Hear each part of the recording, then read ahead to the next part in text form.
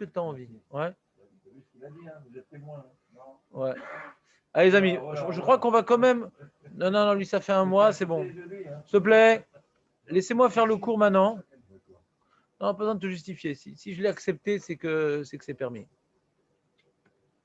Donc, on est dans Parashat Miketz. C'est une paracha très longue. Puisqu'il y a quand même, je crois, 146 versets, non, je crois. C'est ça, non? C'est une paracha très longue. Donc, il y a de nombreux sujets qui y sont développés. Ouais, 146. Il y a de nombreux sujets qui sont développés. On commence. C'est en vérité, on pourrait dire un peu le protagoniste de la paracha, c'est Yosef un peu. C'est-à-dire, on commence avec Yosef. Et même si au milieu de l'épisode, les frères, ils interviennent, Yaakov, il est là, il y a Binyamin, etc. Mais ça racole. C'est Yosef qui qui va entraîner toutes les situations, qui va générer toutes les situations, Yosef. Parce que c'est lui maintenant il a un certain projet, Yosef.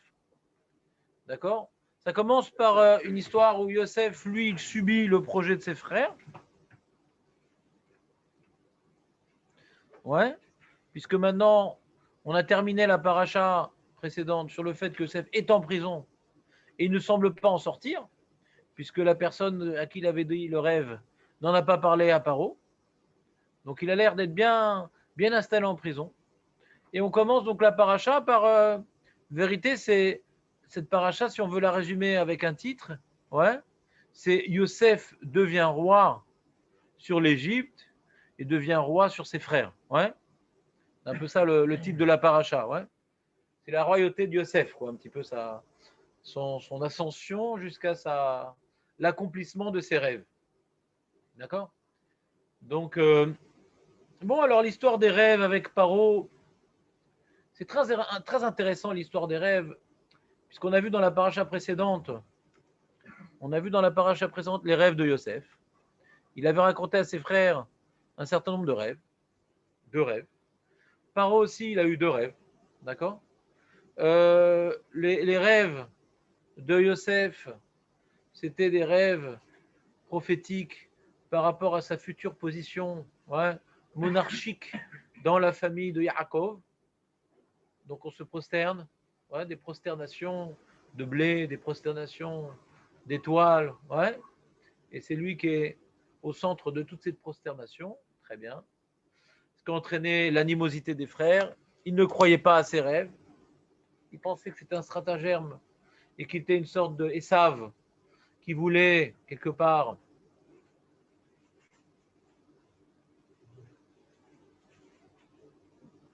prendre le pouvoir, faire un putsch de manière diplomatique. C'est-à-dire que Esav jouait un jeu pour obtenir les brachot matériels. Esav, Ésaü. Ouais, c'est pareil. C'est-à-dire, il y a marqué que Yaakov, quand Yosef est né, il a voulu partir de Lévan, il avait plus peur de Esav parce que Yosef, c'est l'anti-Esav. Vous savez pourquoi, au fait Yosef, c'est l'anti-Esav? J'ai déjà expliqué pourquoi Yosef, c'est l'anti-Esav.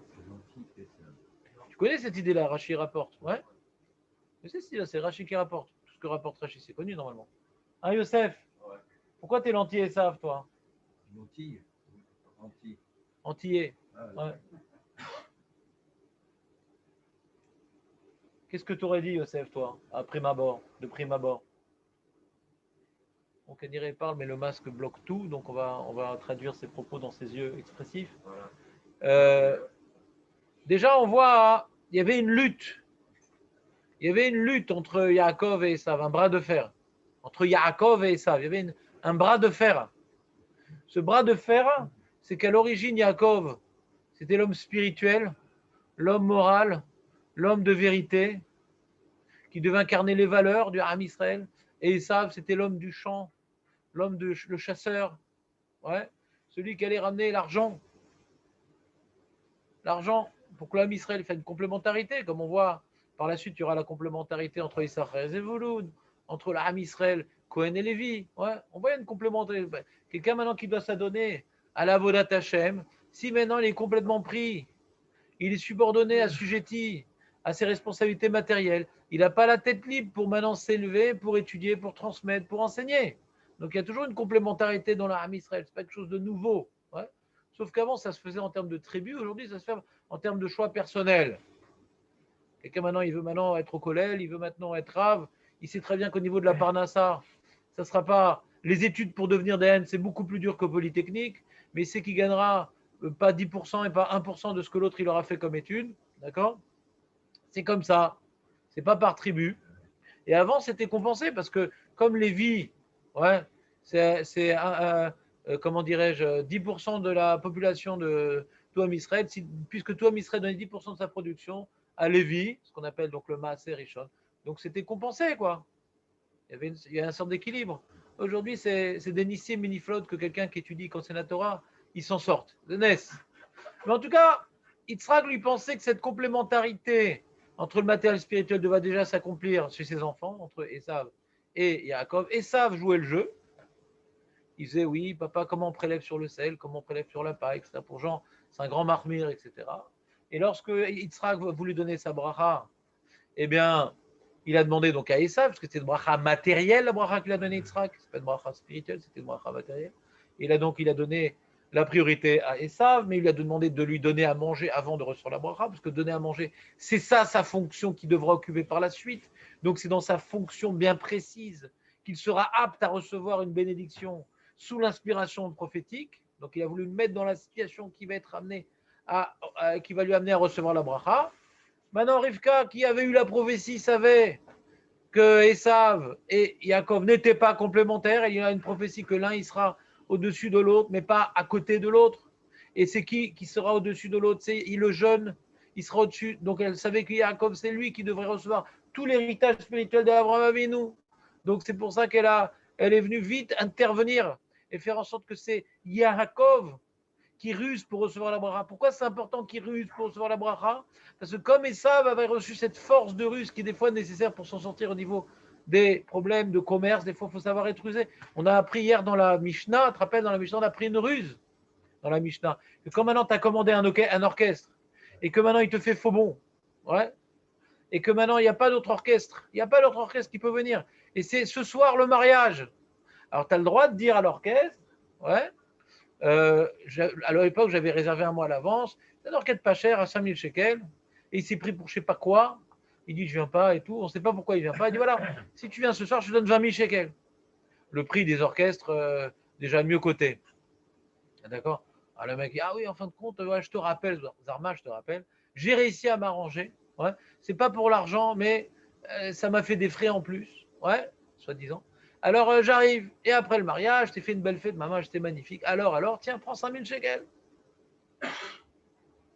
Moutard, il y avait un contrat, il devait venir à 5000 shekels. 5000 shekels, 5000 shekels. Si maintenant, à l'époque, il n'y avait aucun orchestre qui faisait ce prix-là, il ne m'a pas entraîné un F7. Il ne m'a pas entraîné un F7. Si à l'époque, il y a un mois, j'aurais pu réserver un orchestre à 5000 shekels, et parce qu'il m'a eu, j'ai pris lui, là, il m'entraînait un F7. D'accord? Mais s'il a donné un prix fou et j'ai cru, ouais, mais il ne m'a pas entraîné un F7. De toute façon, tous les orchestres sont à 20 000 shekels. Après, il dit, oh, mec, je suis fou de faire à 5 000, je fais à 20 000. La lacha ne sera plus la même, parce que là, il ne m'a rien fait perdre. Il m'a fait un prix dérisoire et là, il m'a fait le prix normal. Mais s'il m'a fait un prix que certains orchestres proposent et j'en ai pris un autre, j'en aurais pris un autre. Moi, je ne vais pas mettre 20 000 shekels dans un orchestre. Ah, putain. Alors là, dit mon ami, le prix que tu as donné, c'est un prix qui existe. Tu changes d'avis. Bon, j'ai le droit de te ruser. Dans les affaires, on a le droit de ruser les ruseurs. Et mal à saute. On ne fait pas partie de la fausse religion qui dit tant l'autre joue. Parce que même eux, ils ne l'ont pas accompli. On n'a pas vu une religion aussi violente, ouais, cruelle et indifférente à la souffrance de l'autre que le christianisme. Et il dit non, tant l'autre joue, quand tu frappes, tant l'autre joue. Bah putain, quelqu'un veut te frapper, prends tes avances. Prends tes avances, bah putain. Donc maintenant, si quelqu'un doit s'occuper de la guerre de la Parnassa, parce que la Parnassa, c'est la guerre. D'où je sais que la Parnassa, c'est la guerre? Youssef. Lechem. Lechem. Ah oui. Lechem. Il faut se battre pour le pain. Et des fois, quand tu te bats pas assez bien, tu te prends un pain. Ça, c'est quand ton patron te mène à la baguette. Mais le lechem. Et puis il y a marqué aussi teref. La parnassa en hébreu, c'est teref. Litrof. Toref, c'est un lion. Ouais. On doit arracher la parnassa. C'est une guerre, la parnassa. C'est une guerre. Si on n'a pas d'émouna, on devient vraiment un fauve. Si on n'a pas d'émouna, on devient un fauve. Ou un fauve ou une proie. Il y a des gens qui aiment bien être des proies. C'est comme ça. Ils ont des petites oreilles comme ça qui sortent du buisson. Ouais. Et ils sont tout le temps à voir. Ils sont pigeonnés. Il n'y a pas de problème. J'ai un copain, il s'appelle Yona, comme ça. Et il y en a qu'ils ont compris la vie, qu'on n'est pas là pour se faire pigeonner. Il faut s'en sortir. Mais pas de manière malhonnête. Alors là, c'est tendancieux ce qu'il a fait quand même, Yaakov, parce qu'il s'est fait passer pour son frère. D'accord. Mais il n'a rien volé. Parce que son père ne savait pas déjà que Esav lui avait déjà vendu le droit d'aînesse. Donc c'est une situation gênante parce qu'il abuse de la confiance de son père, mais ça racole la bracha que son père donne, elle est d'inspiration prophétique. C'est pas son père qui parle. Il voit l'enfant qui est devant lui et il attend de voir quels sont les mots qu'Hachem lui met dans sa bouche. C'est pour ça que quand après Esav est revenu, il dit, c'est Hachem m'a déjà désigné celui-là, celui qui a été béni, il est béni. Si c'est lui qui donne la bracha, il peut donner aux deux, Mabaya. C'est pas une décision personnelle, c'est il attendait une certaine inspiration prophétique. D'accord. Et donc, Yaakov, ayant à son appui la prophétie divine, savait que lui devait recevoir la bracha. Ouais. Pourquoi Hachem il a voulu donner la bracha de cette manière-là? Parce que des fois, dans la parnassa, il faut savoir être rusé. En face de toi, tu as Esav. En face de toi, tu as Esav. Si tu veux recevoir la bracha de Esav, il faut connaître les mêmes armes que lui, mais les sanctifier. Il faut connaître la ruse, mais pas aller jusqu'au bout que lui y va. Là où la ruse elle est permise, il faut savoir en user, mais pas plus que ça. Donc Yaakov, il a dû apprendre à être rusé avec Esav, être rusé avec Lavan aussi. Il a dû se ruser, il a dû partir à son insu. Il a dû maintenant demander une bracha de recevoir son salaire en faisant une certaine ishtadlout avec les branches, les trucs pour obtenir plus de bêtes d'acheter ou pas. Ouais. Et donc il a dû s'adapter à ses ennemis quelque part. Après, quand il a rencontré Esav, il a coupé son machané en différents groupes, il a apporté plein de cadeaux, il les a grossis un petit peu les cadeaux en les étalant, etc. Il faut s'adapter aux problèmes diplomatiques. Quelqu'un dit non, moi je suis Emmet. Mais tu ne peux pas t'en sortir, il faut faire un peu de diplomatie, mon ami. Le Emmet, c'est bien, mais quand tu es en face de menteurs, tu te fais bouffer. Donc il ne faut pas être un truand, il ne faut pas être un voleur, mais il faut savoir se défendre contre des gens dangereux. C'est pour ça que quand quelqu'un veut te voler, tu as le droit de mentir. Ah non, non, moi je suis Emmet, quoi qu'il advienne. Puisque Yaakov devait prendre le rôle de la Parnassa et qu'il était Ish Emet, il a dû apprendre à ne pas être systématiquement Emet. Et quand tu es en danger, et quand tu es spolié, et quand tu es menacé, utiliser les armes de tes ennemis. Mais la force de Yaakov, c'est que là où il n'était pas menacé, il revenait à son émettre naturel. Parce que des fois, le problème, quand quelqu'un est dans le commerce, il est dans le business, il a l'habitude de se battre, à la fin, lui-même, il a été perverti par ce combat. Et il perd toute forme de émettre. Et après, tous les coups sont permis. Le Ham Israël doit se battre, doit faire preuve de diplomatie, doit savoir utiliser les armes de nos ennemis, mais garder nos valeurs. Ça va toujours faire la différence. Attends, là, je suis obligé ou là, ou c'est du bonus? Je ne suis pas obligé. Pourquoi je continue à faire du traloued? Pourquoi je continue à faire du traloued? Comme des gens, tu vois, ils ont des remords envers la France qu'ils ont fait pendant la guerre, etc. Nanana. Alors, ils volent la sécu, ils volent ci, ils volent ça, etc. Je ne comprends pas. C'est permis? C'est pas permis. Ils ont volé les vivres. Quel rapport? C'est permis ou c'est pas permis? On ne peut pas voler la France. On n'a pas le droit de voler la France. Qu'est-ce que tu veux qu'on fasse? On n'a pas le droit. Ouais, mais des fois, il n'y a pas des fois. Donc c'est vrai que ces permissions que l'Alaha nous donne de savoir se défendre contre nos ennemis peut des fois pervertir notre instinct de émettre qu'on aimerait avoir, mais qu'on ne peut pas avoir.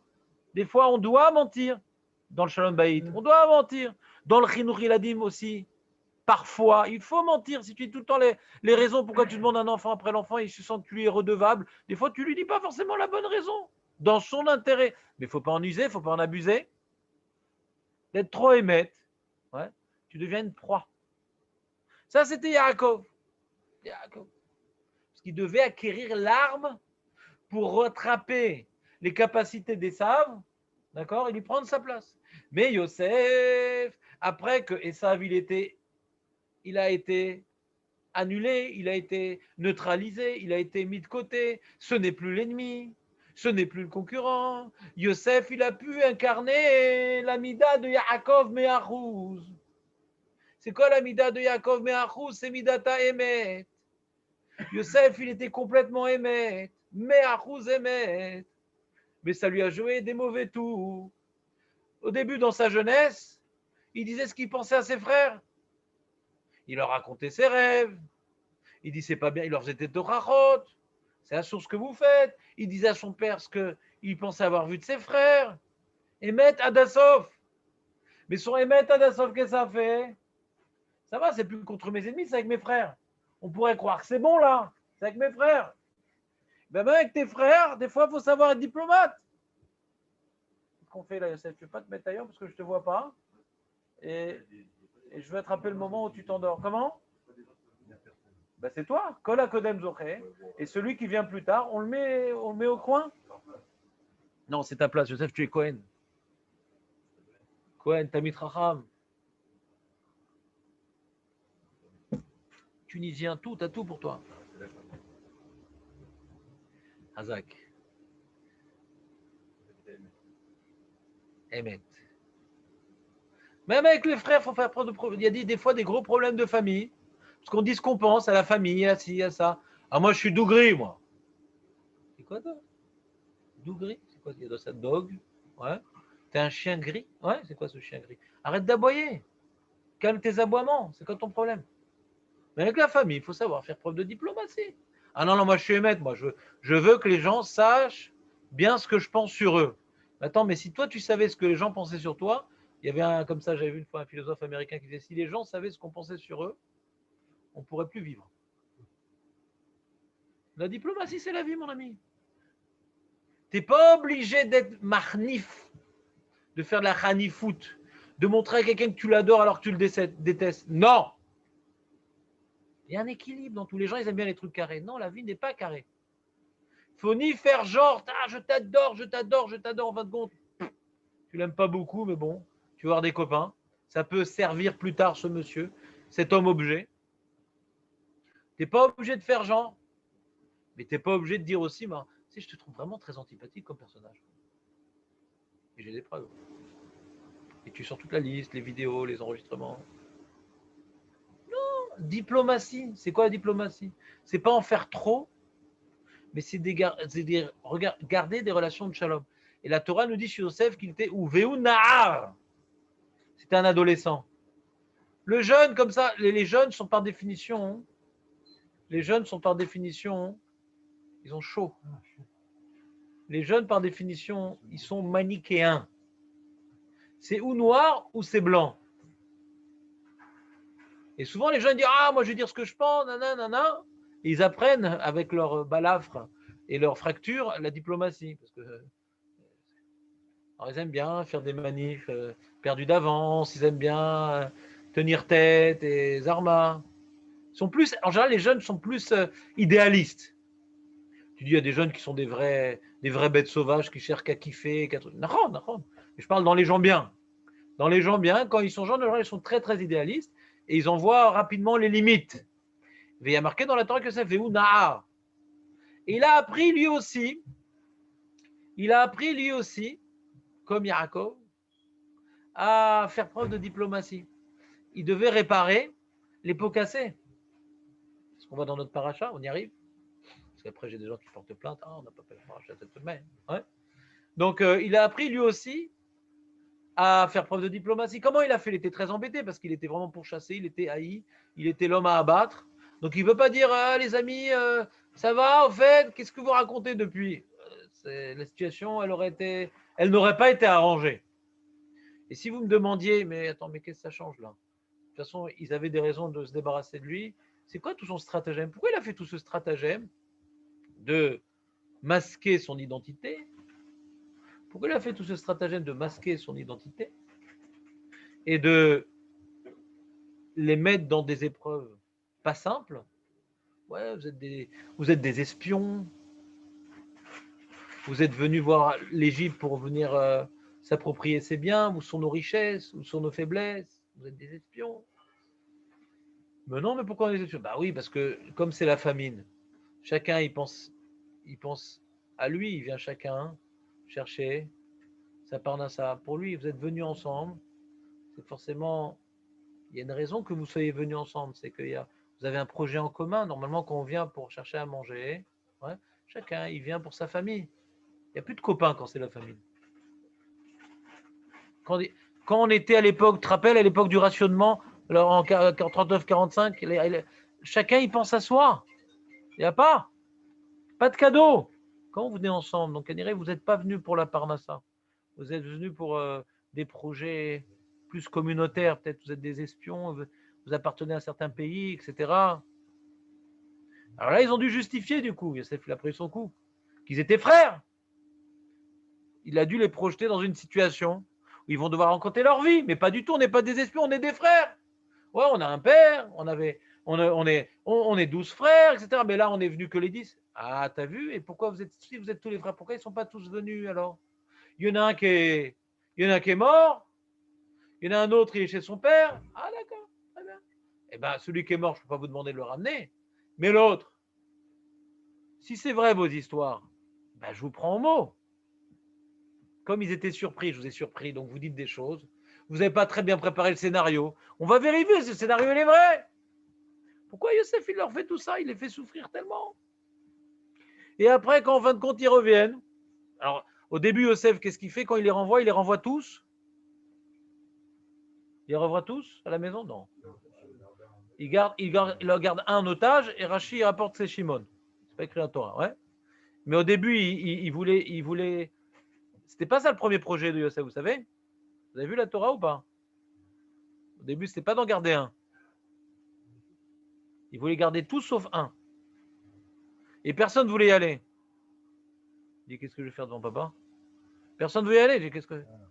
Personne ne voulait y aller. Donc il les a laissés, c'est pour ça qu'il les a laissés 3 jours en prison pour les faire cogiter, pour les faire qui se remettent en question. Qui on va choisir? Débrouillez-vous. Qui on va choisir pour aller annoncer la nouvelle à papa et ramener les trucs? Mais c'est ta faute si on arrivait là. C'est ta faute, nanana. Donc pour créer une remise en question, une tchouva, ouais. Et après, en fin de compte, bon, non, on n'envoie personne. Il a vu une certaine fraternité, c'était positif. Personne, ils ont balancé personne. Ils sont restés dans personne ne part. Ah. Alors lui, il a dû dire bon, alors on va changer de plan.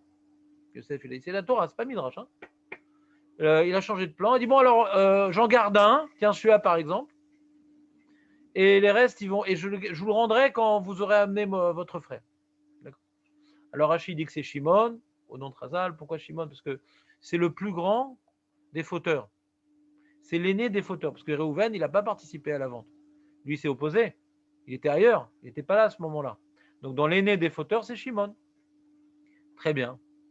Et donc, eux, ils peuvent se dire, Mina Shamaim, peut-être Hachem, il est en train de nous faire vivre, c'est ce qui se passe, ce qu'on voit dans le Passouk. Hachem est en train de, Hashemim anachnu. On est coupable. Hachem est en train de nous punir pour ce qu'on a fait à notre frère. En train de nous punir. Donc, il commence à se remettre en question. Il y a un truc qui est très marrant dans les rêves, c'est que, autant dans les rêves de Yosef que les rêves de Paro, on voit que quand nous, on a vu le film ou lu le livre, on dit, mais il était facile ce rêve. Hein. C'était vraiment pas sorcier de deviner le rêve. Paro, il voit des vaches maigres, des vaches grosses, des vaches maigres qui sortent du Nil. Le Nil, c'est la prospérité. Ouais. Les vaches, c'est le labour. Ouais. Ça permet de labourer, donc la prospérité. Le Nil qui apporte ouais, la prospérité au pays. Les vaches qui sortent de l'eau, c'est les canaux d'irrigation. D'accord. Et comme maintenant il y a les canaux d'irrigation, donc la terre, elle est humide. Et comme la terre est humide, les vaches, elles peuvent intervenir pour labourer. D'accord. Puis après, on voit les épis qui sont gros, les épis qui sont maigres. Donc on voit que de la même manière qu'il y aura une période où il y a de l'eau qui va sortir du Nil, les grosses vaches, elles vont pouvoir labourer. Et à un autre moment, elles ne vont pas pouvoir labourer. Donc 7 ans comme ci, 7 ans comme ça. Après, on va voir que même les petits champs que tu aurais réussi à labourer, c'est l'explication du Ramban, ouais. Même les petits champs que tu auras réussi à labourer, malgré qu'il n'y aura pas d'eau qui sortira du Nil, ouais, et ben ça sortira du blé tout sec, tout Pourquoi? Parce que ça sera du blé qui ne sera pas fort et en plus il y aura un vent chaud qui va venir, ce qu'on appelle en Israël un charav, ouais, qui va tout assécher, qui va tout crasser, qui va tout brûler. Donc nous, quand on voit le rêve, on dit bon, il n'y a personne en Égypte qui a réussi à interpréter ce rêve-là. Il faut attendre Yosef. Ça, c'est une petite parenthèse. Là, j'étais en train d'expliquer le stratagème de Yosef. Je m'arrête par rapport à ses rêves, parce que j'ai expliqué le problème des rêves. Alors, j'avais expliqué. Je suis content que tu te rappelles de ce que j'avais expliqué. Voyons voir. C'est inimaginable. Razak ou Baro. Voilà. Ça, c'est tout le problème des rêves. Et de manière générale, des interprétations. Dans la vie, on doit toujours interpréter certaines situations. D'accord? On doit toujours prévoir certaines situations ou craindre certaines situations. D'accord? Et en général, c'est les statistiques qui nous dirigent. Quand il y a des risques au niveau. Quelqu'un, par exemple, qui a une moto et qui roule vite, ouais, quand il réfléchit à la mort, il pense à un accident de route. Il ne sait pas en fin de compte qu'il va mourir d'un cancer du poumon. Ouais. Il n'a pas pensé à ça. Toujours, il y a des événements comme ça, ouais, lo alenu, lo alechem, mais on vient toujours envisager ce qui est statistiquement ce qui vient circuler dans notre inconscient, parce que on a vu certaines choses qu'on fait que d'autres fait, ils ont obtenu ça, alors nous on risque de l'avoir aussi. Donc on est. Et en Égypte, c'est le pays de la bracha. C'est la bracha en Égypte, parce qu'ils ont le Nil, d'accord? Et le Nil, c'est donc une source d'eau intarissable, et ils l'ont exploité en faisant des canaux d'irrigation. Et donc, ils ne connaissaient pas la famine. C'était le dernier de leurs soucis, c'était la famine. C'est comme par exemple si tu disais il y a un an, ouais, aux hôtels. Moi, j'ai un ami de mon beau-frère, il a 2 hôtels, un à Tel Aviv, à Jérusalem, et ses parents, ils ont à Paris, ses beaux-parents, une famille d'hôteliers, d'accord? Les mecs, ils étaient blindés, quoi. À Yom Kippour, j'imagine, l'année dernière, ils ont dû demander la bracha. Je ne sais même pas s'ils ont pensé à la parnassa. C'est une source d'argent. T'imagines combien ils rentraient par mois, les mecs? Ils ont, je sais pas, la famille réunie, ils ont peut-être 15 hôtels, je sais pas combien ils ont. Hein. Et ils ont fait faillite, quoi. C'est-à-dire, lui, il a déjà vendu un hôtel, le truc. Ils n'ont pas fait ce qu'a dit la Gemara, qu'il faut répartir ses biens un peu dans l'immobilier, un peu dans le mobilier. Il ne faut pas tout mettre dans le même sac, la Gemara, elle dit. Ouais. Et ils ont tout mis dans le même sac. Et bon, les hôtels à Tel Aviv, à Yerushalayim et à Paris. Est-ce qu'il y a mieux comme endroit? Est-ce qu'il y a mieux comme. Même pendant une guerre, il y aura quand même des touristes. En Israël, ça on le sait. À Paris, la guerre. C'est possible, la guerre, c'est fini la guerre. Ils y pensent même plus, les Français, à la guerre. C'est pas envisageable pour eux. Ils voient pas qu'ils se font conquérir de l'intérieur, mais la guerre de l'extérieur, ils y pensent plus. Donc quelque chose que tu n'as pas eu d'expérience dans le passé, tu aurais pu avoir un rêve prophétique sur les hôtels. Jamais. C'est pas possible. Qu'est-ce que c'est? Il y a peut-être un contrôle fiscal, mais moi, je suis complètement nickel. Qu'est-ce qui pourrait arriver à mes hôtels? Qu'est-ce qui pourrait arriver à la Parnassa de l'Égypte? L'Égypte, c'est pas par hasard que l'Égypte, c'était une civilisation dominante, ouais, pendant des millénaires, pas pendant des siècles, pendant des millénaires. C'était la puissance de l'Afrique, parce que c'était eux qui avaient l'argent, eux qui avaient la bracha. Donc, quand maintenant il a vu ces rêves-là, les gens qui sont venus les interpréter, bon, c'était pas des prophètes, c'était des chachamim. Donc le chacham, en les chacham elach mashe'inav ro'ot. Le chacham, il interprète par rapport à son expérience, à son esprit empirique, par rapport à ce qu'il a l'habitude de se réaliser, à ce qu'on craint, à ce qui s'est déjà passé un petit peu. Donc il dit voilà, alors peut-être tu vas avoir des enfants qui vont mourir, peut-être tu vas avoir une guerre. Parce que le problème de cette époque-là, d'après les historiens, c'était les Ixos.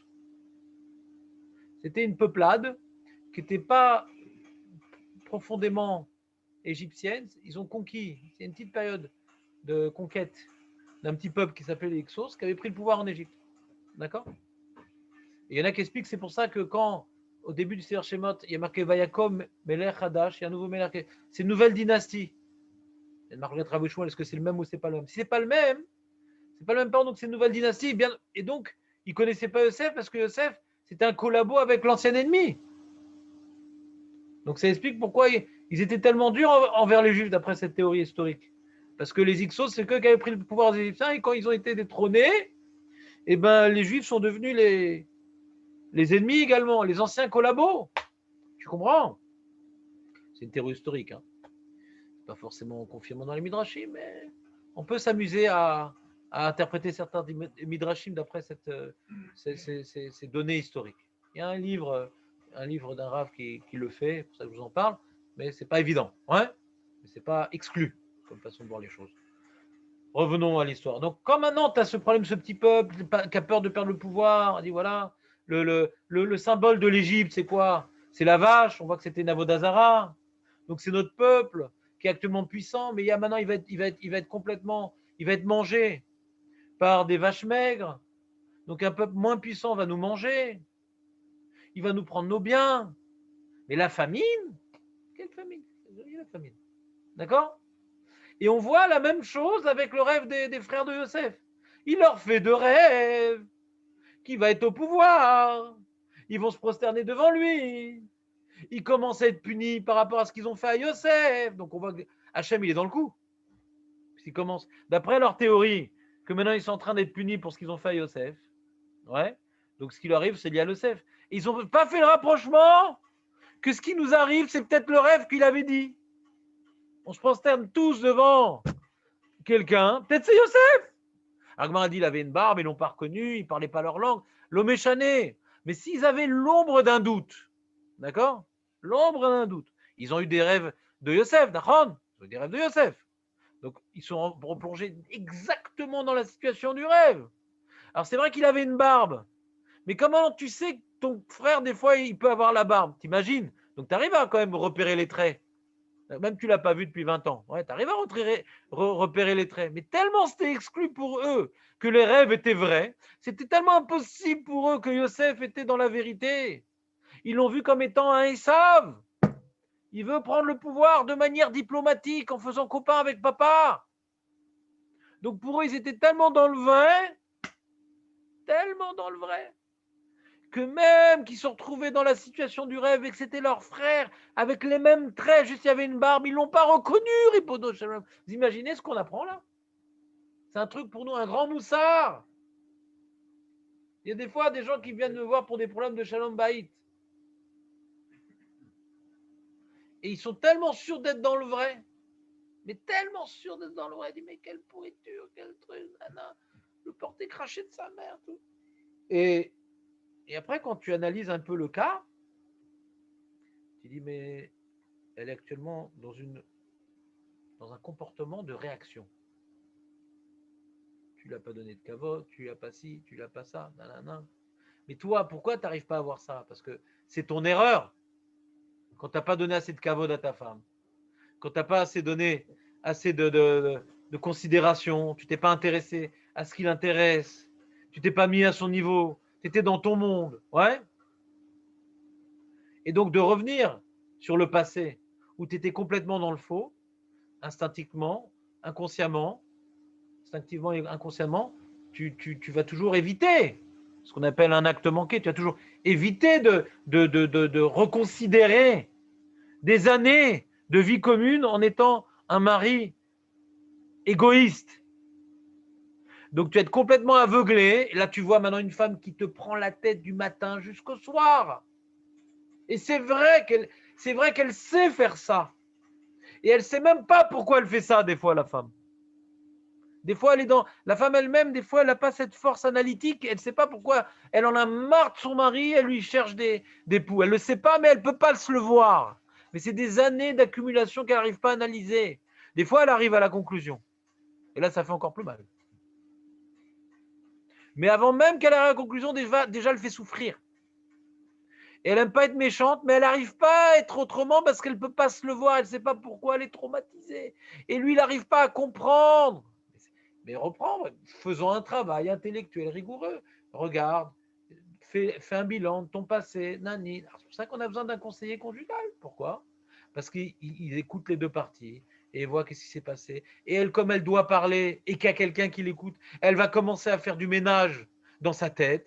Et elle va voir qu'en fin de compte, elle est frustrée sur ça, qu'elle est blessée sur ça, qu'elle est vexée sur ça. Elle va par son dialogue avec le monsieur analyser ce qui s'est passé. Et lui, il va écouter. Puis des fois aussi, elle a commis des erreurs. Je n'ai pas dit que c'est que d'un côté. Ouais. Mais souvent, la femme, elle est plus abusée que l'homme. C'est souvent comme ça. Et l'homme, il ne comprend pas ce qui lui arrive. Pourquoi elle est insupportable?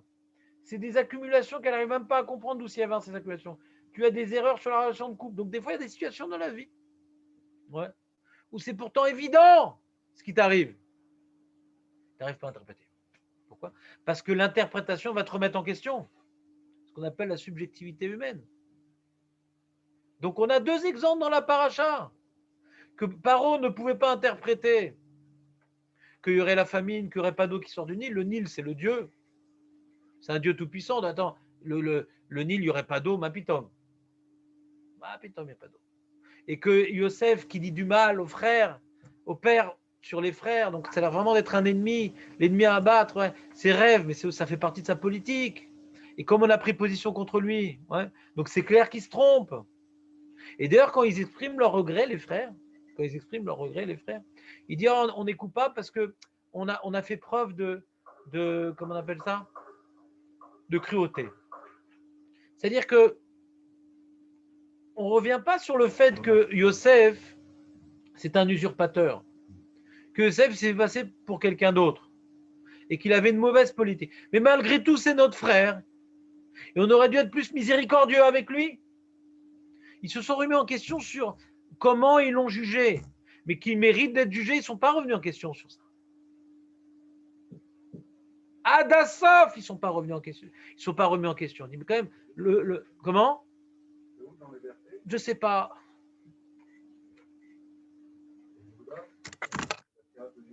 Non, t'es fou quoi. C'est bien avant. Si je te montre le verset, qu'est-ce que tu me fais, Jonathan? Voilà. On est dans même bête, d'accord? C'est le même animal, même bête. Kaf Aleph. Ouais, donc quand il les a mis en prison, vous êtes des espions, etc. On est dans la 5e montée. La montée à Djerba. Vayomru Ish El arrive. Ils se sont dit les uns avec les autres. Aval, Aval, c'est-à-dire Emet, il dit Rachid. Aval Hashemi Banarnu. On est coupable. Alachinu, sur notre frère.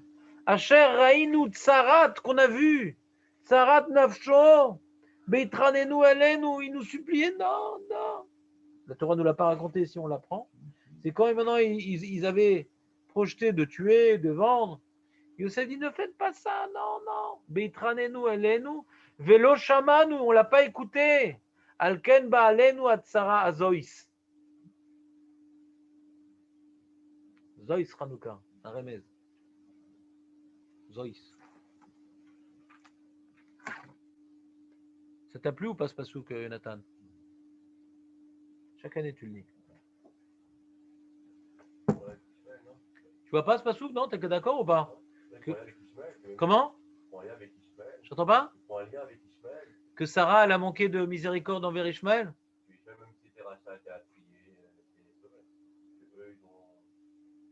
Ah, vas-y, refais-la moi. Je n'ai pas compris. Agar, elle a pleuré pour sauver son fils et elle a été sauvée, donc elle était rachat. Bon, c'est d'Hachem, ça. Aussi, ils ont dû faire la même chose. Même si Yosef, je sais pas, si Yosef, il est comme Esav. Au début, ils ne se sont pas posé la question. Pourquoi ils ne se sont pas posé la question? Parce que c'est l'homme à abattre, Yosef. Il veut mettre en danger l'âme Israël. Comment? Pourquoi il aurait dû le sauver? Parce que c'est leur frère, ça, Ragol. Arva. Et ce qu'il a entendu, Yosef, il a été témoin. Ah, il commence à développer un sentiment de fraternité. Chose qu'il n'avait pas. Pourquoi il n'avait pas? Parce qu'il y avait, comme je vous ai raconté chaque année, une concurrence entre Rachel et Léa qui a été héritée dans les gènes. Il n'y avait pas de gène entre leurs enfants. Ouais. Cette concurrence entre Rachel et Léa, même qu'elle était à l'origine les Shem Shamaïm pour avoir une part dans le Ham Israël, ouais. Même une concurrence des Shem Shamaïm laisse des traces. Même une concurrence des Shem Shamaïm laisse des traces. N'oubliez jamais cette phrase. Je vais le dire différemment. N'oublions jamais cette phrase. Même des concurrences des Shem Shamaïm, ça laisse des traces. tu veux ouvrir un bétamidrash, tu veux ci et l'autre, tu prends de vitesse. C'est parce que tu sais que tu es plus adapté. C'est très possible. Fais très, très attention. Le Rav Espan, à chaque fois qu'il y a ce genre de problème, il est toujours mévateur. Toujours. Il laisse tomber. Oui, mais Rav, vous étiez le premier, etc. Laisse tomber. N. Il n'y a pas les Shem Shamaim dans Ben Chavero. Le Rav, il est très, très makpid dans Ben Chavero. Il n'y a pas. On ne prend pas de risque dans Ben Chavero. Oui, mais c'est pour ouvrir un show. Laisse tomber. Ça vaut pas le coup. Il n'y a pas de bracha dans ça. Et des fois, tu es avec ton bulldozer, ta Torah, ton chiour, ton truc, et tu te permets de faire des choses. Ouais. Je me rappelle une fois, j'étais à Ranana, il y avait un collègue qui venait de s'ouvrir, et moi, ça faisait des années que je donnais cours là-bas, et on m'a dit, voilà, maintenant qu'il y a le collègue et tout, tu ne veux pas déplacer le jour de ton chiour, parce que le Rav, il fait ce jour-là son chiour. C'était bizarre. Ben, j'ai arrêté de donner mon chiour. Je dis, je ne sais rien. Pas des tensions, les trucs, prends la tête. Ah, j'étais avant. S'ils sont venus là-bas, c'est un peu par rapport à tout le travail qu'on avait fait avec les Blachim, avec le Merkez, etc. L'homme est chané, on s'en fout. Maintenant, je sens qu'il y a des jalousies, il y a des problèmes, il y a des trucs. Allez, yallah. Ils m'ont pas dit d'arrêter le cours. Je dis, bon, de toute façon, il y a un collègue sur place, il donne des cours. Ouais. Qu'est-ce que j'ai besoin d'être là? Allez, je me cache, je vais commencer à dire non, je garde mes fidèles. C'est des donateurs potentiels. Le rêve dit, oh, très bien, arrête, pas de problème.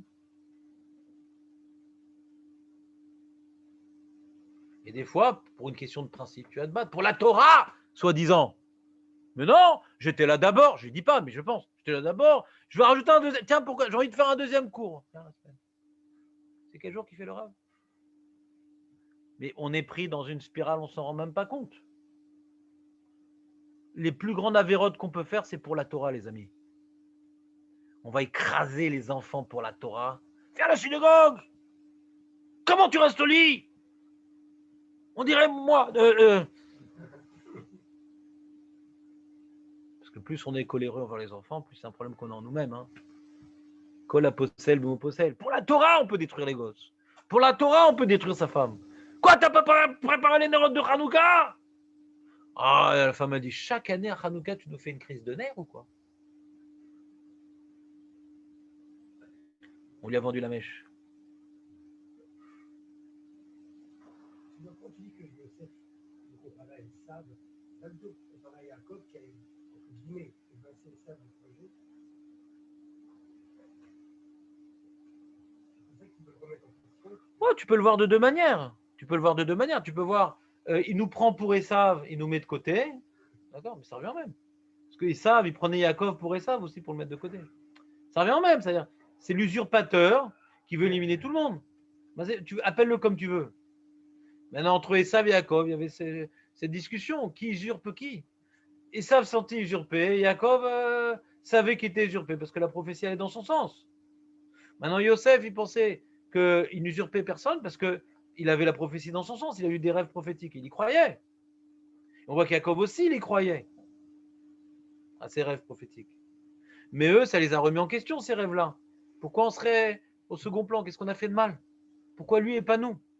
Des fois, on refuse certaines situations parce que justement, comme l'histoire du chiour, c'est-à-dire quoi? Le collègue est plus important et le Rav, c'était un plus grand ami de Ram que moi, c'est pas dur. Et alors, je me remets en question. Je dis, ah non, je suis pas si nul, moi aussi, je peux faire mes preuves. Quand tu te sens touché dans ton amour propre, ouais, alors c'est fini. Alors aussi, dit quoi? Alors, on n'est pas apte à mener notre destinée, on a besoin d'un chef. On voit qu'Yaakov, il a choisi Yosef pour s'occuper de la situation à la maison, pour le troupeau. Nous, on n'est pas apte, on n'est pas suffisamment mature et tzadikim pour gérer notre vie. On a besoin d'un chef sur la tête. Donc, c'était dur à vivre. Sauf que j'essaie maintenant de faire vivre chez toi quelqu'un qui vérifie comment tu fais le Birkat Amazon et qui va en parler après. Ouais. T'aimerais? Il dit, mais qu'est-ce qu'on a fait de mal? Et Yosef, il était vraiment collant, quoi. C'était une grande. Il était tout le temps là. Ils sont partis là-bas à Dotan, à Ashrem, d'après certains Mefarshim, pour se reposer, pour manger, pour trucs. Et ils le voient arriver. Ah non, mais c'est pas possible. On a fait une petite messiba entre nous, sympatoche, avec les brochettes, des trucs, et lui, il se ramène. avec son doigt accusateur. Je vais dire à papa, m'a laissé même pas une part. Il prend. Mais non, c'est un bâton, il n'y a rien dessus. La colle, quoi. Comment? C'est une façon de voir les choses. Si tu avais été Yosef, tu aurais dit comme ça. Si tu avais été les frères, dit son père, ouais, il a tourné la tête à son père, ouais. Comment tu l'aurais vécu, Jonathan? Différemment, je suis pas sûr. Il aime tellement qu'il est aveuglé. Comment? Il aime tellement qu'il est aveuglé. Aveuglé par l'amour.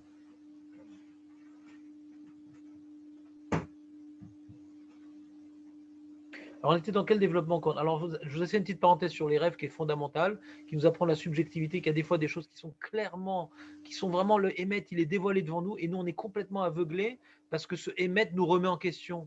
Ce émet blesse notre amour propre. Ce émet n'est pas envisageable pour nous parce qu'on est tellement sûr d'être dans le vrai. Donc, quand on voit un blocage dans la vie, les amis, quand on voit un blocage dans la vie, que ce soit avec les enfants, que ce soit avec la femme, que ce soit avec la parnassa, quand on voit un blocage dans la vie, il faut en parler à un chacham. Parce que nous, on tourne en rond. Auto-reverse, le mec, ça tourne. Il tourne en rond, il ne voit pas le problème. Il dit, mais je ne comprends pas, je comprends pas tous les problèmes qui m'arrivent. Alors maintenant, je vais faire un shayatzar dans le sidour. Je fais tchouva. Je vais prendre une kippa plus grande. Bah, c'est un calvitie qui s'étend aussi. Mais regarde, tes petites pizzotes que tu prends sur toi. Il y a ta femme qui pleure. Tes enfants qui font la tronche. Il y a un problème. Il faut chercher le shoresh. Il est où la racine du problème? Alors des fois, c'est Hachem qu'on voit des épreuves. Je ne dis pas qu'on est toujours responsable. Ouais. La femme peut être dépressive, les enfants peuvent avoir des traumatismes. Je pas dit qu'on est responsable de toutes les situations.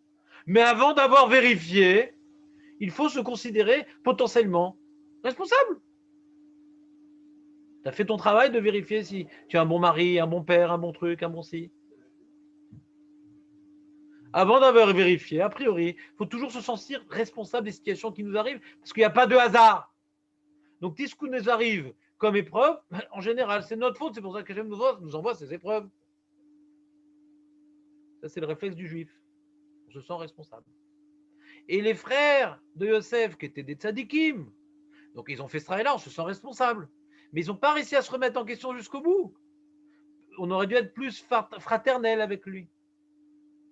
C'est vrai que c'est un fils de Rachel. C'est vrai. C'est vrai que Rachel et Léa, il y avait c'était deux mondes. Et Yosef, il va attiser ce problème de Rachel et Léa pour que justement il répare. Le projet, le stratagème de Yosef, on l'a déjà expliqué à de nombreuses reprises, c'était pas, on n'a pas le droit de faire souffrir quelqu'un pour qu'il fasse chouva. Ouais, je vais le mettre en prison pour qu'il pleure, qu'il regrette sa faute. T'es pas Dieu, toi. T'as pas le droit de faire souffrir quelqu'un pour qu'il fasse chouva. On n'a pas le droit de faire ça. C'est la source. C'est l'exemple de Pnina avec Hana. Ouais, je vais la faire pleurer pour qu'elle prie et qu'elle ait des enfants, Hana. Elle a perdu tous ses enfants comme ça. On n'a pas le droit de faire souffrir quelqu'un pour qu'il fasse chouva. On n'a pas le droit de faire ça. Alors, comment Youssef il s'est permis de faire une chose pareille? Pourquoi il n'a pas directement je suis Youssef et voilà, Nigmar Sipour? Parce qu'en plus, si tu veux dire qu'il a fait souffrir ses frères pour les faire chouva, hein, c'est difficile à soutenir cette opinion, puisque sauf il a fait souffrir son père aussi, parce qu'il a renvoyé ses frères. Déjà, philosophiquement, c'est difficile à soutenir cette opinion, mais même dans les faits. Après, ils sont revenus à la maison, les frères. Il dit, il faut ramener Binyamin. Et ça a déchiré le cœur de Yaakov. Et en déchirant le cœur de Yaakov, tu transgresses une grave avéra qui s'appelle Kivud Avaim. D'accord? Donc, c'est quoi l'enjeu ici? Pourquoi il a fait tout ça? Vous vous rappelez ou pas de la réponse? Comment ça marche? Il y a un Ramban curieux, il y a un Ramban à la Torah qui nous dit que c'était pour que ses rêves s'accomplissent. Il a vu ses frères arriver se prosterner. Ah, enfin, mes rêves sont accomplis. Je vais faire accomplir jusqu'au bout mes rêves. C'est quoi cette idée bizarre? Ça aussi, c'est une idée bizarre, ouais? Parce que les rêves, les prophéties, il y a un enjeu du prophète de faire une ishtadlut pour que la prophétie, elle s'accomplisse. Hachem, il a besoin de toi pour que la prophétie. Qu'est-ce que tu vas faire? Tu vas faire souffrir tes frères pour que la prophétie s'accomplisse? C'est quoi cette histoire? Comment? Non, mais Yosef, tzadik. Ici, dans cette paracha, il n'est pas présenté comme celui qui se trompe. comme celui qui nous apprend un comportement louable. On essaie de comprendre son comportement louable. Il est devenu le Yosef Hatzadik. On voit que c'est un tzaddik. D'où on voit que c'est un tzaddik. En Égypte, il a réussi à élever Ephraim et Menaché comme étant tellement des grandes tzaddikim que ça va devenir 2 tribus à part entière. 2 tribus à part entière, c'est-à-dire quoi? Chaque tribu, elle a une spécificité. Ouais. Au niveau de la Vodat Hashem, au niveau de. Chaque tribu, elle a un rôle particulier. Qu'un homme, il mette au monde 2 tribus, c'est que c'est un grand tzaddik. Il a réussi à donner à chaque enfant une éducation différente qui leur a donné 2 facettes d'Avodat Hashem complètement différentes. Ouais. Et non pas que c'est des nuances. Normalement, chaque tribu, ils ont des enfants et chaque famille, c'est des nuances dans cette avoda. Là, c'est 2 avodotes différentes. En Égypte, sous l'influence de l'avodazara, de l'argent, du luxe et du pouvoir. Donc, Baruch que c'est Yosef Hatzadik. Baruch. On peut imaginer une histoire pareille. C'est rare. Genre, les enfants, ils jouent aux billes avec les Égyptiens. Ils boivent une bière avec les Égyptiens. Après, ils sortent en boîte avec les Égyptiens. Puis la boîte, elle est comme ça en plus. Pyramidale. Puis après, ils finissent, on ne les voit plus que de profil. Des vrais hiéroglyphes ambulants. Ça devient des Égyptiens, voilà.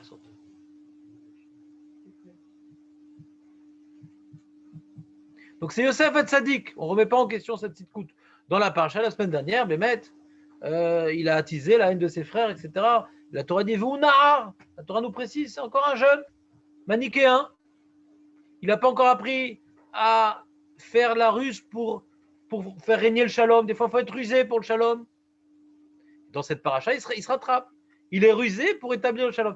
Alors déjà, ce que nous dit le Ramban, d'essayer de faire accomplir les rêves, l'explication, je vous propose mon interprétation dans les propos du Ramban qui sont difficiles à comprendre. D'ailleurs, le Sefer Akedat Yitzhak s'oppose violemment au Ramban, dit que c'est impossible, il y a un truc pareil. C'est pas un midrash, c'est un Ramban. Ouais. Il dit, je comprends pas, il va faire souffrir ses frères pour faire accomplir une prophétie. Mais la prophétie, elle vient d'elle-même. Qu'est-ce que tu vas faire? Une avéra pour faire accomplir une prophétie? Tu vas faire souffrir ton père pour accomplir. Il faut rien que ça. Non, lui, ce qu'il voulait, il voulait les plonger dans la prophétie. Pourquoi? Il voulait les plonger dans la situation des rêves. Pourquoi? Pour qu'ils comprennent qu'ils se sont trompés. Ils se sont trompés. Trompés. Quand maintenant ils se sont vus devant Yosef, qui dévoile son identité, donc la paracha de la semaine prochaine, ouais, et qu'ils sont se prosternés devant lui, il dit mais ces rêves étaient vrais. Donc si ces rêves étaient vrais, c'est l'élu de Dieu. Pour que les problèmes soient résolus. C'était quoi le problème qu'ils avaient contre lui? C'est un menteur, c'est un tricheur, c'est un Esav. À partir du moment que ces rêves sont vérifiés, se sont accomplis, d'accord? Eh bien, qu'est-ce qui se passe? Du coup, leurs soupçons à son égard sont évaporés. Ce n'est plus Esav, c'est l'élu de Dieu. De la même manière que Yaakov Avinu, il a eu une prophétie de sa mère qui s'est accompli par la suite, que c'est Bémet, lui qui a hérité et de la part, la sienne et celle d'Esav. Yaakov aussi, c'est pour ça qu'il y a marqué au début de la paracha, Elé, Teldot, Yaakov, Yosef. Yosef, il a eu la même vie que son père, Elé, Teldot, Yaakov, Yosef. La même histoire. Yaakov était détesté de son frère, Yosef était détesté de son frère. Ouais. Il a eu un contact avec quelque chose où Yaakov par les rêves. Yosef, il a eu un contact. C'était par les rêves, Yaakov, le soulam. Comment dirais-je? Il a dû sortir de la maison. Ouais. Je ne me rappelle plus tout le parallèle que Rachi rapporte. Mais c'est pas grave, c'est pas la paracha de la semaine. En général, j'ai une semaine d'autonomie en mémoire, donc c'est pas grave. Donc, reprenons. Donc ils ont vu, ils ont dû admettre. Donc c'est pas ça. Donc ils étaient à côté de la plaque. À côté de la plaque. Deuxième problème qu'il fallait résoudre, c'était pas le seul problème. Parce que si ça avait été le seul problème, je pense, encore, il n'aurait pas eu le droit quand même pour qu'ils voient que j'ai raison, je vais leur montrer que j'ai raison. Attends, et ton père Donc c'est pas le seul problème. Ton père, c'est pas une grande question parce que tant qu'ils n'ont pas vu qu'il a raison, donc la haine, elle reste dans la famille. Tant que maintenant qu'il est au pouvoir, alors ils peuvent rien dire, mais ils attendront le premier moment pour se débarrasser de lui. Tant que maintenant, ils croient que c'est Esav. Donc le père, il dit, dans l'intérêt de mon père, il faut absolument que j'arrange ce problème, cette haine dans la famille, parce que mon père, il est plus déchiré par la haine qu'il voit entre ses fils que par la séparation entre ses fils, parce que c'est affreux de voir des enfants qui se déchirent. Donc avant que je vienne manifester ma résurrection, il faut que je répare le problème pour que mon père récupère une famille unie. Donc tout le travail de Yosef, ça c'est le Rav Hirsch qui nous l'explique, ça sert à rien maintenant pendant toutes ces années où il était monarque en Égypte de dire ah papa je suis vivant, parce qu'il va réintégrer une famille déchirée et ça va pas donner de la joie à son père, mais au contraire, c'est pas un abruti Yaakov, c'est un tzeddik, c'est Merkava Shakadosh Baruch Hu. Donc il aurait ressenti cette haine-là, et il aurait tellement ressenti cette haine-là, il aurait compris qu'il a été vendu Yosef, il aurait fait tout le lien. Donc si je réapparais avant d'avoir réparé ou atténué cette haine-là, et Yaakov va ressentir cette déchirure dans la famille. Il va faire le lien, il va comprendre que les autres m'ont vendu, et il va les maudire, et c'est la fin du Ham Israël. Donc il a dû faire souffrir son père dans l'intérêt du projet de son père, qui est le Ham Israël. Donc ça, c'est qui vous d'avez.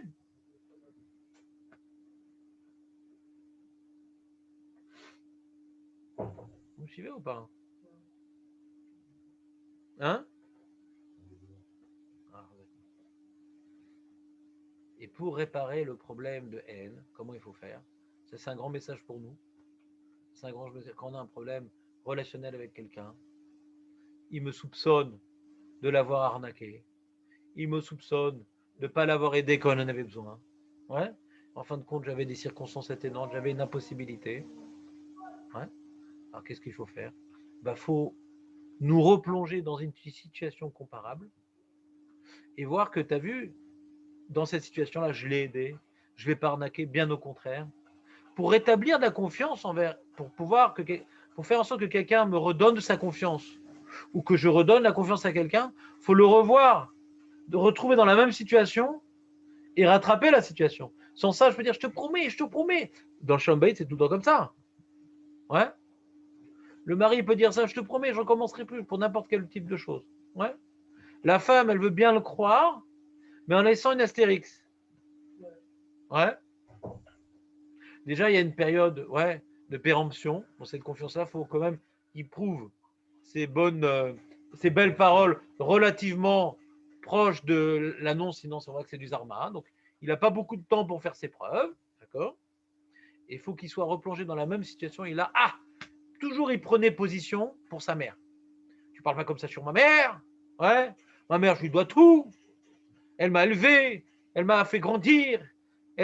Celle qui nous a aidés pour l'appartement, celle qui nous a aidés pour tout le temps, encore aujourd'hui, elle nous aide. Tu dois faire des efforts.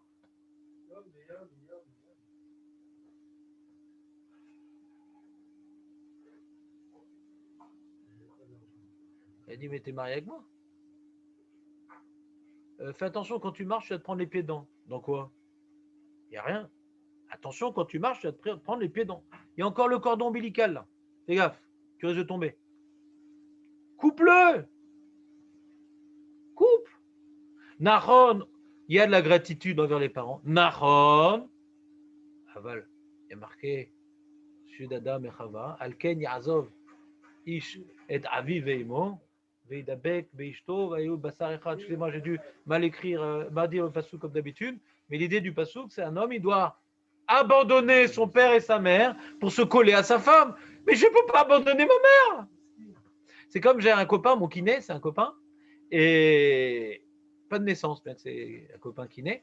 Et lui, il m'a raconté, il a un copain à lui, qui n'est pas kiné, qui a voulu se faire réformer de l'armée en France. À l'époque, il y avait une armée. C'était une manière de perdre les guerres, mais de manière officielle. Et comment il a fait? Alors, il est parti là-bas pour les 3 jours dans la base pour l'incorporer. Et sa mère, elle est restée dans la voiture pendant 48 heures. Et pendant la nuit, elle se mettait à la grille. Et je ne sais plus comment il s'appelait son fils, Aaron. Ouais. Et elle hurlait toute la nuit, L'Aziz, t'es où mon fils? Et lui, il ouvrait la fenêtre, maman, je suis là. Et ouais, comme ça pendant 24 heures. Ouais. Et après, et le matin, dès qu'ils sont vers les chambres, il est sorti à la grille, genre il essaie d'escalader et tout. Il s'est dit, mon fils. Moi, il a été réformé. Alors ça, c'est bien pour l'armée, pas quand on est marié. Pas quand on est marié. Parce que là, je te garantis que tu es très très vite réformé là aussi. Ça marche si tu es réformé de ta femme. Ouais. Maman! Maman! Je peux être reformé, mais pas reformé. Voilà, exactement. Déformé. Pikitsu. Pourquoi je vous parle de ça maintenant? Ah oui. Donc comme maintenant, pendant des années, t'as pas joué ton rôle de mari, chacun dans son coin, et elle était utile pour toi, pour ci, pour ça, mais t'as pas vu que c'était le centre de ta vie, ta femme. Et maintenant, elle a compris, ou par aide, ou par elle-même, ou par la souffrance, elle a compris. Alors maintenant, il y a une situation avec ta mère, alors tu vas respecter toujours ta mère, tu vas pas cracher sur ta mère. Maman, je suis marié maintenant, je te demande de pas te mêler. Ah! Ah! Ça y est, il a fait ses preuves. Ah! Tant que t'as pas fait ça, toutes tes belles paroles ne vaudront rien. Du vent. Ah! Il l'a dit. Et sa mère, elle s'énerve. Comment ça? Tu es marié. Mais j'étais là avant elle. Moi aussi, j'étais sous la roupa. Et t'as pas vu sur les photos, c'était moi qui tenais la main. Je te tenais la main sous la roupa. Je t'ai pas lâché sous la roupa.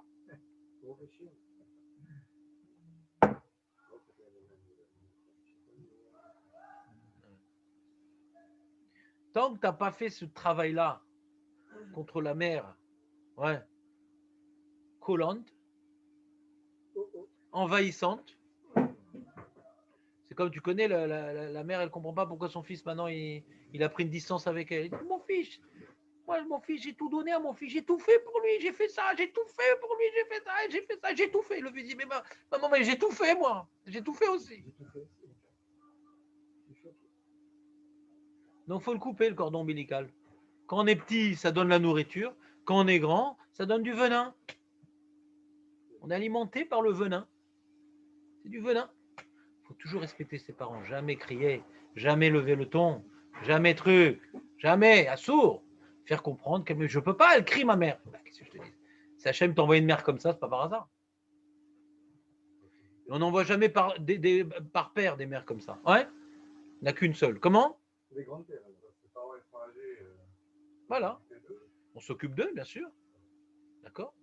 Si maintenant on n'a pas réussi quand ils étaient jeunes, les parents, donner du kavod à la femme, eh ben, il faudra donner du kavod à la femme et la mettre devant ses parents, dans certains cas, jusqu'à ce que les choses se règlent et que la femme, elle ait trouvé sa place. Et là, elle t'enverra aider tes parents. Tant que ce n'est pas des concurrents, quand c'est pas de elle te dira non, tu vas pas laisser ta mère comme ça. Mais si sa mère, quand tu vas là-bas, elle dit alors, et ta femme, elle a fait un peu, elle travaille un peu maintenant, qu'est-ce qu'elle fait? À la maison, quoi, qu'est-ce qu'elle fait à la maison? Je range toujours du balagan. Elle ne travaille pas, le balagan, comment va? Tu as trouvé où celle-là? Hein? Elle est en promo à l'Express, où tu as trouvé celle-là? Pourquoi tu n'as pas accepté Janine, la fille du directeur de la banque? Comment? Si les parents se font souffrir, c'est pas que tu fais. Des fois, les parents se font souffrir en prenant une place qui n'est pas la leur. Attention. Des fois, les parents prennent une place qui n'est pas la leur. Ils étouffent ta femme. D'accord, mais moi je parle de la femme. On vient maintenant, on s'en fout. C'est tout ça, c'est un... Voilà, ils sont là depuis, ils sont plus là. On parle de. C'est une illustration la paracha sur la vie. Avant, je vous faisais de la paracha, maintenant je vous fais de la vie un peu. Paracha, chaque année, je vous dis la même chose. Maintenant, j'essaie de traduire ça dans la vie un peu. Quand les parents se font souffrir parce qu'ils prennent une place qui leur ne revient pas de droit, et à cause de ça, puisqu'ils se sont greffés à mon couple, je dois faire une chirurgie esthétique pour les couper de mon couple. C'est eux qui sont collés là-bas. Qu'est-ce que je fasse? Qu'est-ce que je fasse? Ma femme d'abord. Je suis marié avec elle, je ne suis pas marié avec eux. Quand les parents me demandent de leur donner du kavod, d'aller à un mariage, ouais, ça leur fait très plaisir un mariage de quelqu'un qui a fait honte à ma femme et que ça fait beaucoup de peine à ma femme d'y aller. Ben, je ne vais pas à ce mariage, ce n'est pas du kivud avem. Kivud avem, c'est donner à manger, les promener, les habiller, les amener chez le médecin, ne pas leur crier dessus, ne pas les contredire, ce qui les concerne à eux. Mais j'ai ma vie à moi. Il n'y a pas de kivud avem par rapport à ma vie. Ma vie, c'est ma vie. Mais quand ils ont besoin que je les aide, il y a même écrit en épose sec dans la lara que quand je vais les amener chez le médecin en voiture, ils pourraient me payer l'essence. Je n'ai pas le devoir de dépenser de l'argent dans Kivud Avahem, Michelahem, Velo Micheli.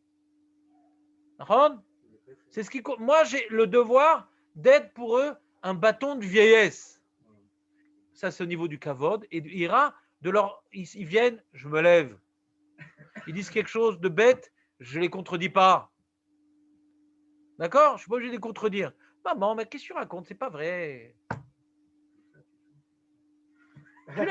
Tu la laisses raconter ses histoires, ses articles, ses trucs. Elle dit, ah, j'ai vu dans un article, nanana, nanana, que c'est pas vrai, le corona, en fin de compte, c'est une conspiration. Hein? Pourquoi tu ne vas pas voir mon fils? Il n'y a pas de corona, c'est pas vrai. Ah oui, je ne sais pas, tu as raison. Je ne sais pas ce qui se passe, ce qui est vrai, ce qui n'est pas vrai, mais moi, j'ai peur, maman, pour ta santé. Pas mais n'importe quoi, bien sûr qu'il y a du corona. Tu n'es pas obligé. Alors, si maintenant tu l'aides pour pas qu'elle. Parce qu'elle se met en danger ne croyant pas au corona, c'est autre chose. C'est la contredire de manière constructive pour l'aider. Il faut le faire de manière bécavode. Toujours bécavode. Et pareil, quand on va lutter pour notre couple, toujours bécavode. Pas régler ses comptes, parce que des fois on en veut à nos parents, parce qu'ils sont tellement mêlés de notre vie, ils s'en est pas rendu compte, qu'ils nous ont foutu le balagan dans notre couple. Donc on a une rancune envers eux. Et donc on va régler ce problème. On va aussi être coléreux, on va aussi lever la voix. Surtout qu'on est dans une génération où le kavod des parents est une valeur qui se perd complètement. Bon, on voit des trucs pareils, le kavod des parents. Après, on s'étonne que nos enfants ne nous donnent pas de respect. Ils en ont vu. Pas tellement. Alors revenons à la paracha, parce que Yosef était venu pour ça. Comme ça, je ne veux pas défidéliser ma nouvelle clientèle. C'est quoi ta question? Non, Yosef est couvert. Comment il a pu manquer de kavod à son père? Il n'a pas manqué de kavod. Il n'y avait pas d'autre moyen. Il y a un médecin maintenant, il y a un seul médecin dans la ville, et le père, ouais, il a une gangrène, il faut couper la jambe. Tu vas pas lui couper la jambe? Il n'y a pas d'autre médecin. Mais comment il a manqué de kavod? Bah parce qu'en demandant de prendre Binyamin, ça a déchiré son père. Il a souffert. Mais de couper la jambe, il a souffert, mais il a survécu, le malade. Là, maintenant, il y avait une famille qui était gangrénée. D'accord? Il n'y avait pas le choix, il n'y avait pas d'autres médecins. Toujours, ils étaient d'accord qu'ils ont manqué de fraternité, c'est une première étape, c'est pas mal. Mais que Yosef, véritablement, c'est pas un tricheur, c'est pas un Esav, c'est pas un manipulateur, ça, il ne le voyait pas. D'accord? Premièrement. Et deuxièmement, comme je vous ai dit tout à l'heure, tant que la femme, elle n'a pas vu, tu as dit un petit mot à ta mère gentiment, mais pour la protéger, elle n'y croira pas à tes annonces, là, pareil. Tant que Yosef, il avait besoin de retrouver de l'amour envers eux, et eux, ils avaient besoin de prouver également qu'ils étaient prêts à faire mission de Nefesh pour la branche de Rachel. La branche de la famille de Rachel. Donc, en prenant Binyamin, ça a généré, on arrivait aux deux résultats. Premier résultat, que eux, ils ont appris à voir Binyamin comme étant leur frère au niveau d'égalité totale. C'est pas le fils de Rachel, encore le préféré. Encore le préféré. Parce que c'était encore le préféré. Il dit non.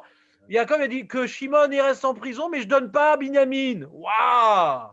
C'est dur ça à entendre. Shimon est en prison, bah tant pis. Mais je ne donne pas Binyamin. Comment c'est Binyamin? Et Shimon? Non, non. Et on va crever de faim. Bah qu'on crève de faim, mais je ne donne pas Binyamin. Qu'on crève de faim, mais je ne donne pas Binyamin. Alors vraiment, quand on commence à crever de faim, alors Yehuda, il a commencé à prendre la parole après que Reuven, il n'est pas réussi. Bon d'accord, mais si on crève de faim, Binyamin aussi crève de faim. Ah oui, j'ai pas pensé à ça. Ah ben d'accord. Bah...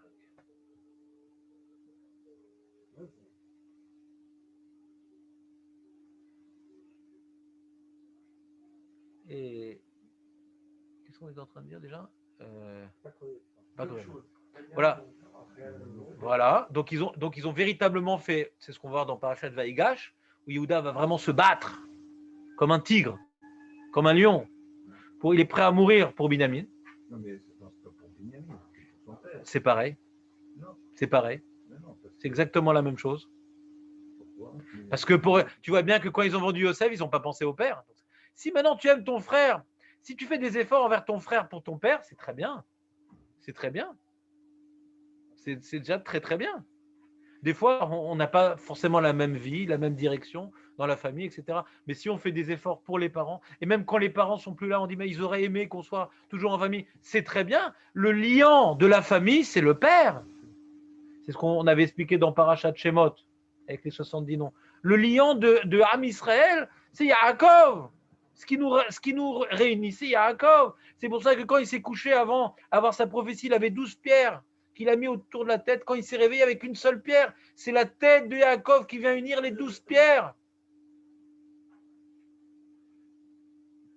Et on voit que pour le père, sachant que Yaakov adorait Yosef, ils ont fait abstraction de cela. C'est d'ailleurs la Torah que Yosef il a fait à ses frères.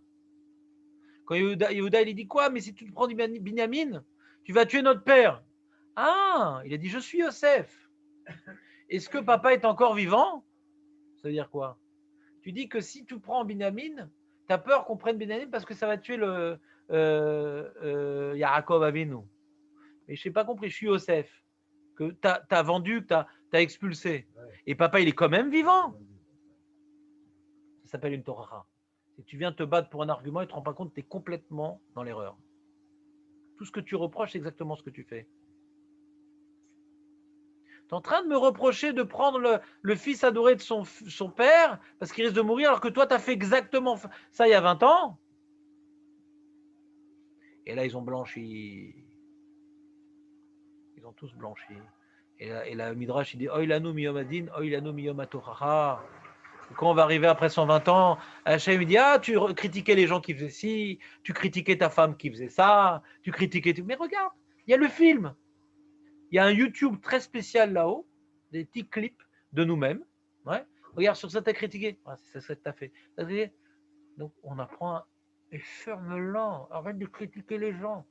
Parce que tout ce que tu reproches, tout ce que tu aides, qui te dit que tu n'es pas toi-même concerné? Parce qu'en général, Kol Aposel, Bemomo Posel, en général, tout ce qu'on critique, c'est ce qu'on est. Donc il y a de grandes chances que ce que tu ne supportes pas, c'est ce que tu es. Il y a de très grandes chances. Aïe, aïe, aïe, aïe, aïe. Ça commence par ta femme, tes parents et tes enfants. Il avait le droit. Hein? Un bateau, il a le droit de faire blanchir. Je sais pas. Je sais pas du tout s'il avait le droit, s'il n'avait pas le droit. En tout cas, moi je parle de son projet. Ouais. Et Misat Torah, Misat Torah. Il a accompli la Misat Torah pour les remettre face à leur erreur. D'accord? Et face à leur erreur, le Midrash nous dit qu'Hachem nous fera la même chose après 120 ans. D'accord? Nous mettre devant notre contradiction interne. D'accord? Donc, résumons donc ce que le projet de Yosef. Le projet de Yosef est très simple. C'est pas faire souffrir ses frères, c'est réparer la famille. Il y avait une infection dans la famille. Ouais. Il y avait une infection. Il a dû amputer, ça fait mal. Il a dû traiter le panari. D'accord? Ça fait mal. Il faut crever l'abcès. Ouais. Il faut, je ne sais pas, je ne suis pas médecin, ce qu'il faut pour faire un panari. Ouais. En tout cas, il faut faire un certain nombre de choses qui ne sont pas du tout agréables. Ouais. Mais le médecin, tu ne vas pas maintenant lui faire un procès après qu'il t'ait soigné le panari. D'accord? Je dis, mais pourquoi il me fait mal comme ça, monsieur? Le mec a un problème de mémoire. Et qu'est-ce que vous faites, monsieur, à mon pied? Ben, je ne sais pas, je suis votre médecin. Je ne vous connais pas, monsieur, me lâchez mon pied. Ouais. C'est rare ce genre de situation, d'accord? C'est très rare. En général, quand on va chez le médecin, on se rappelle qu'il est là pour me soigner, que ça fait mal, voilà, et que je suis prêt à accepter la souffrance. Alors Yosef, c'était le médecin. Yosef a refait. C'était le médecin. C'était le seul à pouvoir soigner. Il a fait preuve de ruse, comme Esav. Mais ce n'était pas Esav. Parce que la ruse d'Esav, c'était pour lui avoir la parnassa, pour lui avoir le pouvoir, aux dépens du projet de Avraham Yitzhak. Donc il vient maintenant détruire le projet idéaliste d'Avraham Yitzhak pour lui obtenir la bracha matérielle et ne pas la redistribuer. Alors que Yosef, le projet, on voit dans la paracha plusieurs reprises, il s'est retenu. Il s'est fait souffrance. Il voulait dévoiler lui pour son intérêt. Il voulait tout de suite dévoiler son identité. Il a un projet dans l'intérêt d'Yaakov Avinu. Il a un projet dans l'intérêt de Yitzhak vers Avraham, du projet du Ham Israël, qui doit réparer la schisme qu'il y a dans la famille d'Israël. Il doit réparer ce schisme. Mais lui-même, à titre individuel, il voulait manifester son identité. Il pleurait, il se retenait. Il dit non, il faut encore j'attende il faut encore que j'attende. Ils sont en train de se remettre en question. Ils sont en train de faire Messirut Nefesh, de témoigner d'abnégation vers Binyamin, de ne plus voir différence entre Rachel et Léa. Donc on est en train d'avancer, avancer. Et à la fin, il a craqué. Quand Yuda il est venu l'agresser, il dit voilà, je suis Yosef. Il a craqué. Et il y a certains Chazal qui disent qu'il a craqué trop tôt. Il y avait encore du travail à faire. Donc on voit que lui, il ne voulait pas les faire souffrir. Il s'est travaillé pour réparer le schisme. Mais lui ne voulait pas les faire. Il se faisait lui-même souffrir en faisant cela. Donc on voit que c'est les Shem Shamaim. Il est marqué que c'est pour ça qu'on a dû descendre en Égypte, parce qu'il n'a pas fini le travail. Et qu'est-ce qui s'est passé en Égypte? Il y a une différence entre tu viens de quelle tribu? Les Égyptiens, ils nous massacrent, ils nous font souffrir. On regarde, toi, t'es Lévi, toi, t'es Shimon, toi, t'es Binyamin, toi, t'es Rachel. On ne regarde pas tous ces détails-là. Quand il y a Chas Shalom, il y a la guerre en Israël. T'es Haredi, t'es Mizrahi, t'es Chiloni. Même les Drus, ça devient nos copains. On les oublie, mais pendant la guerre, ils sont sympas quand même, les Drus. Devant un ennemi en commun, on ne voit plus les différences entre nous. Donc, ce qu'on appelle cour à Barzel, en français, cour à Barzel, c'est ça que je cherche en français. J'ai oublié le terme en français. L'Égypte, c'était le cour à Barzel. Creuset. Le creuset de fer, Hazak. Je ne sais pas. Qui a répondu? C'est Moshe. Il a beaucoup creusé, il a trouvé la réponse.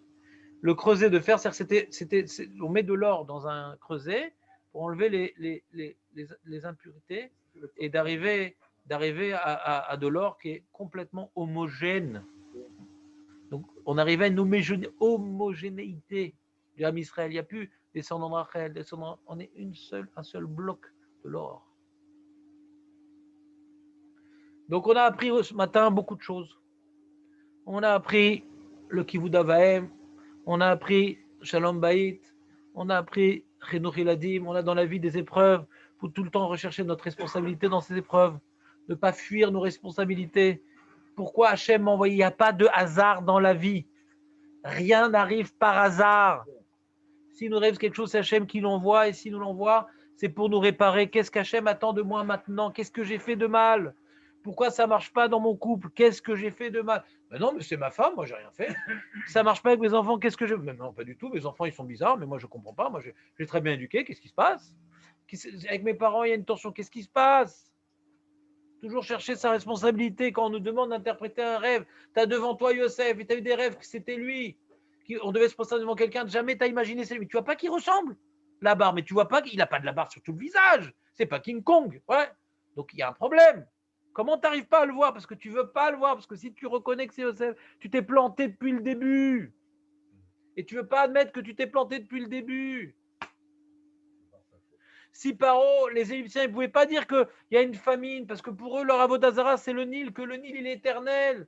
Si maintenant ils disent que le Nil, il va tarir son nom, on s'est trompé depuis le début. Donc on ne peut pas arriver à une telle interprétation que le Nil ne va pas donner d'eau, mais comme si tu disais que le Dieu n'existait pas.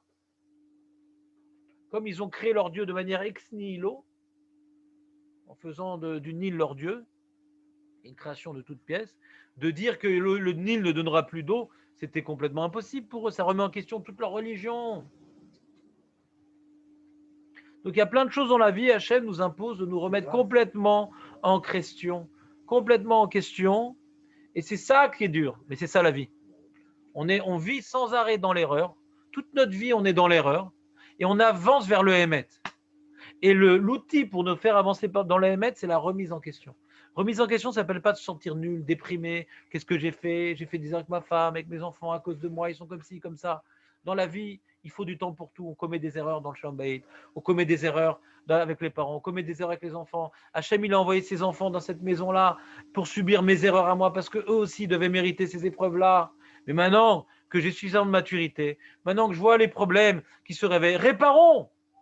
Mais ne regrettons pas le passé, parce que si on n'a pas compris jusqu'à présent les erreurs qu'on a commises, c'est qu'on a besoin de cette maturité, on a besoin d'avancer, on a besoin de se construire. Et on ne peut pas, quand on est jeune et bête, tout de suite voir c'est quoi la vraie relation de couple, c'est quoi le vrai rôle de parent. Il faut du temps.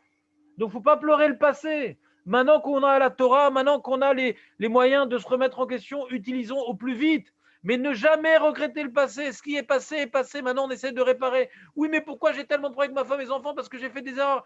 Mais c'est pas volontaire tes erreurs. Parce que tu vivais dans l'erreur. Parce que toi-même, tu avais des problèmes avec toi-même. Toi-même, tu étais dans une galère personnelle, donc tu n'arrivais pas trop à regarder à l'extérieur. Tu as besoin de te construire. Quand tu te construis, tu arrives à t'ouvrir et à offrir à l'autre. Mais toi-même, tu crois que du jour au lendemain, tu peux changer. Donc forcément, dans le tas, ta femme, elle a souffert de tes problèmes. Tes enfants, ils ont... Mais c'est pas grave. C'est pas de ta faute les problèmes que tu as. Maintenant que tu es conscient du travail, tu ne peux que regretter de ne pas t'y mettre. Maintenant que tu ne travailles pas, tu peux regretter. Mais ne regrette pas de ce que tu n'as pas fait. Regrette de ce que tu ne vas pas faire. Donc ne regrette pas, fais-le. Yakol Tov. Shabbat Shalom.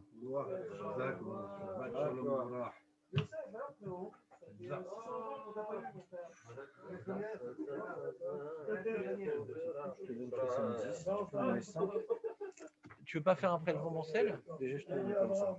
Ouais. Pour le premier film. Parce que j'ai pas 5. À chaque mois 5, ça va être compliqué. Tu veux que le bureau t'appelle pour faire un. Eux, t'as pas besoin d'aller à la banque. Non, pas besoin d'aller à la banque. Eux, ils s'occupent de tout. C'est plus simple, je pense. Parce que moi, je vais pas au bureau ni rien. Donc à chaque fois de faire le chalier, ça va pas être simple chaque mois. C'est bon dimanche. Qu'est-ce qu'il y a dimanche?